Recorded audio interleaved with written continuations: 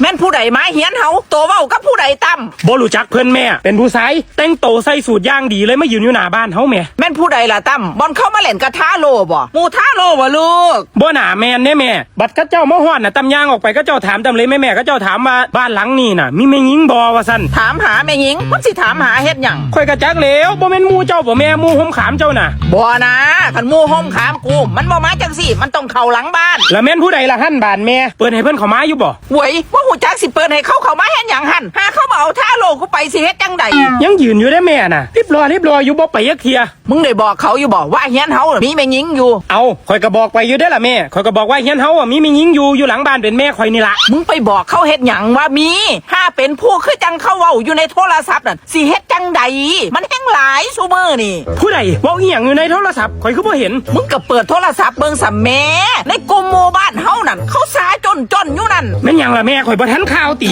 ไสล่ะอีหยังนี่พบทรายปริศนาแต่งตัวดูดีเดินล้อตามบ้าน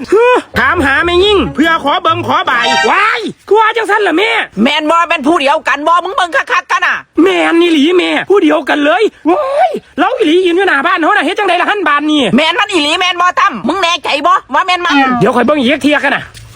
ว้ายแม่นอีหลีแม่นมันเลยแม่นผู้อยู่ในรูปนี่ล่ะผู้นี่ล่ะยืนอยู่หน้าบ้านเฮาน่ะแม่นอีหลีที่ตั้มมึงมาเอาน้องไว้ให้กูไม่หยังล่ะเจ้าสิไปไสล่ะแม่กูสิไปหามันว้ายกูสิไปปิดประตูเฮียนประตูบ้านไว้เจ้าบ่ย่านมันติแม่มันทั้งถามหาแต่แม่หญิงฮัลโหลมึงบอกแม่งไว้ว่าอย่าไปกูสิย่านเฮ็ดหยังกูใหญ่แล้วมึงอยู่กับน้องมึงเบิ่งน้องไว้เด้อมึงอย่าออกไปเด้อเดี๋ยวตำเบิ่งน้องไว้ท่าแม่เฝ้าไปปิดประตูเฮียนไว้เลยแม่เดี๋ยวมันเข้ามาได้เด้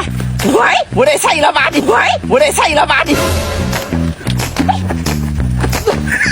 ฮัลโหลแม่มึงเอาสินออกจังซั่นหั่นแม่เจ้าคือบ่เอาสินไปนำว้ามันเสียเวลาหยังปะง่วยเป็นจังไดอยู่นี่แม่คือบ่ลุกบ่ยูขึ้นแน่ก็คือมีแต่นอนคักเทอยู่นี่โอ้ยมันลุกบ่ได้ดอกตามเป็นยังที่ว่าลุกบ่ได้หั่นเอามันบ่มีแฮงเอาไปหาหมอแล้วบ่นี่ไปมาแล้วเขาว่าจังได๋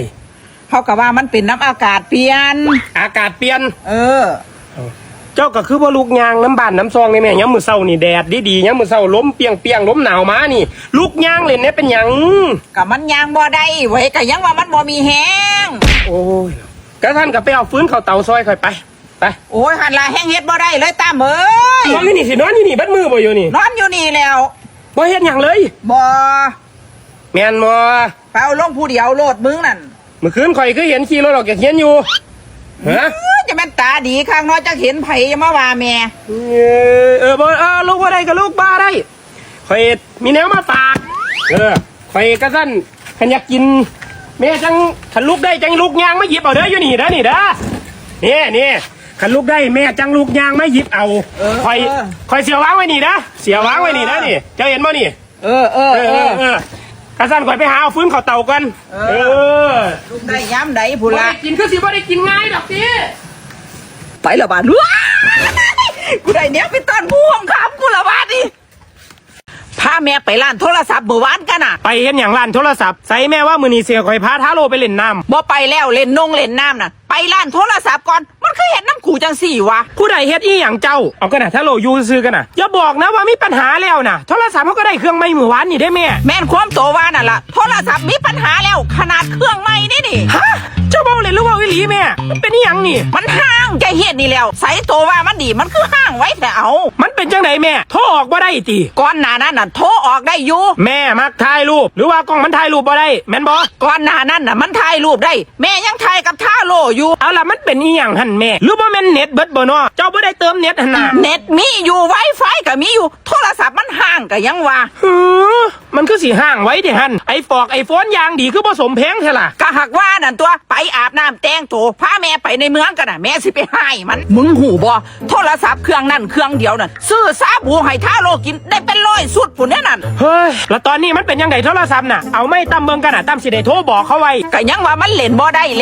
มึงสิโทรบอกเขาจังไดก็ยังว่ามันตูดบ่ไปกะหู้อยู่ว่ามันเล่นบ่ได้น่ะแต่เอาไม่ข่อยเบิ่งก่อนข่อยนี่สิถ่ายรูปแล้วก็ส่งให้เขาเบิ่งว่ามันเป็นอีหยังมันห้าต้องซ่อมมองใดหรือเขาสิเปลี่ยนเครื่องให้มันสิเป็นจังไดมันก็เป็นจังซี่นี่มึงก็เบิ่งนี่มันเป็นจังซี่นี่ฮะแม่นี่หยังคือมุนปานหำแท้แม่บานนี่ ว้าผู้ใดเฮ็ดบักทาโร่แม่นบ่นี่ มันห่างก็ยังว่ามันห่าง แม่สิไปให้ล้านมัน เดี๋ยวก่อนสิไปให้ล้านเขาให้ข่อยถามก่อนเป็นหยังมันคือหมุนมีตีแหลกปานนั้นทาโร่มันคาบแม่นบ่ มึงอย่าไปว่าให้น้องบ่ทันได้คาบซ้ำ แม่ฟังข่อยเด้อคันหมุนปานนี่บ่เกี่ยวกับล้านเขาบ่เกี่ยวกับโทรศัพท์เขามันเป็นน้ำคนใส่ บ้าเป็นอย่างมันสิบ่เกี่ยวเป็นน้ำเขาโดยตรงเลย แม่เฮ็ดตามน้ำเขาทุกอย่าง เจ้าเฮ็ดอีหยังคันว่าเฮ็ดตามเขาบอกทุกอย่างเบิ่งจากสภาพเครื่องแล้วนี่ข่อยว่าน่าสิตกมาจากปลายยางพุ่นละ ไม่เห็นแม่นความมึงว่าเลยตั้มตกมาจากปลายยางพุ่น นั่นข่อยว่าแล้วฮะแม่เฮ็ดอีหยังแม่ปีนขึ้นทั้งปลายยางติ แม่บ่ได้ปีนแม่สิปีนขึ้นไปหยังแม่ใส่โหมดได้เครื่องมันนี่ล่ะ ใส่จังใดคันว่าใส่น่ะ แม่ก็หวีไปไกลๆให้บักท่าโลแล่นคาบนั่นเอง ฮะแม่วีโทรศัพท์ไปไกลๆให้ทาโร่แลนคาบคือจังของเล่นนี่บ่ ก็จังสั้นแล้วมันเป็นอย่างจังห่างเอา บ่น่าถามว่าเป็นหยังมันจังห่างข่อยนี่ต้องถามแม่ว่าเป็นหยังแม่จังวีไปจังสั้นเล่นจังสั้นโหมดอีหยัง อุ้ยมึงตาบ่เหมือนเบิ่งตีตั้มในโทรศัพท์เขาเขียนไว้ว่าโหมดเครื่องบินนี่แหม่ อย่านะอย่าเป็นคือยังที่ข่อยคิดนะแล้วแม่ใส่โหมดเครื่องบินจังไหน เครื่องบินมันมีไว้หยังสั่น เฮ้ยกูว่าแม่นละล่ะมีไว้บิน กะหักว่าอันตัวกูดึกไปแล้วมันคือบ่บินเอากูเปิดโหมดเครื่องบินอยู่ ทางว่าตัว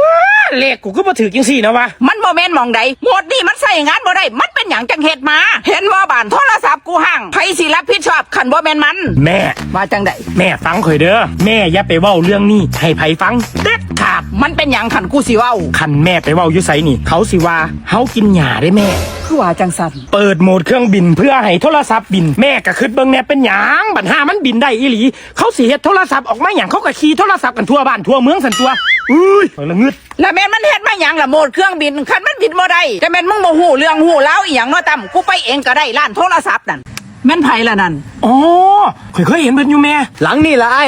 โอ้นั่นดิเพิ่นนั่งอยู่หันดิ อ๋อ นี่บ่แม่กับลูกผู้นี่บ่ แมนผู้นี่ล่ะก็เห็นไปต่อแถวเอาอยู่ มันเว้าอีหยังกันตั้มซุบซิบอยู่นั่น จังวะมาหาผู้ใดครับ มาหาเจ้านั่นละ มาหาข่อย หมู่มึงติตั้ม บ่ได้ล่ะบ่แม่นหมู่ข่อย ผู้บ่าวสองคนมีธุระอีหยังเนาะจ้าผู้บ่าว แม่มื้อเช้าได้ไปเอาบุญกฐินอยู่บ่ โอ้โหแม่บ่ได้ไปดอกลูกมื้อเช้าแม่ยากแม่เลยให้ลูกชายไป กฐินวัดป่าดันไหวนี่บ่ครับ ผมนี่ล่ะเป็นผู้ไป ไอ้ได้ไปต่อแถวเอารองเท้าน้ำข่อยยนต์บ่มื้อเช้านี่ โตถามถือคนตัวน้อง ถึงแน่นอนไอ้ผมจื้อหนาได้อยู่ เพิ่นมาถามแปลกๆด้วยแม่ มันมีหยังอยู่บ่วะ มึงไปห่อน้ำเขามาหลายเกินบ่ เติบหนึงอยู่ได้แม่ เจ้าก็กินน้ำข่อยอยู่แม่ เป็นหยังเนาะจ้ามาถามหาเฮ็ดหยัง มื้อเช้านี่ได้เอากล้วยทอดมันทอดอยู่โรงทานผมมาอยู่เป็นบ่ เอามาอยู่ครับ ได้มาจากถุงครับ ได้มาหาถุงครับต่อแถวเอาหาเทียมันแซ่บ ซ้ำนี่มันก็สิมาถามซะบ่ กลางว่านตัว ได้มาหาถุงยังบ่พออีกติฮะ ไอ้เดี๋ยวผมบอกเองครับ บ่พออีหยังกูก็คือบ่ได้ไปต่อแถวเอาเพิ่มได้อล่ะ เอาดีๆเขามาสองคนพุ่นเด้ บ่พออีหยังครับ ผมก็คือบ่ได้ไปต่อแถวเอาเพิ่มแล้ว